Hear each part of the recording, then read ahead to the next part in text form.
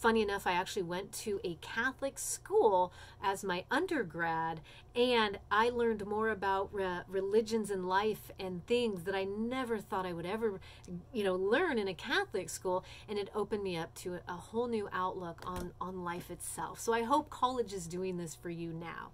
That being said, all of this, I hope, will accumulate to your final research paper, that maybe you can answer a question you'd been thinking about that you didn't realize it was sitting in the back of your mind. And maybe how can you either answer that, or how can you change things around you to help answer those questions? I don't know. We're not there yet. So anyway, I didn't mean for this to be as long as it is. That's what I do, as you see with my writing. Hopefully you've gotten to the end.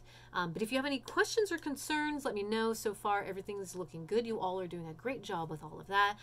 But again, before you run to me, make sure you watch all the videos. If you haven't gotten to the end of this, you probably haven't. You're probably going to email me and ask me questions. But if you've gotten this far, thank you. Please reach out. Ladies and gentlemen, good luck.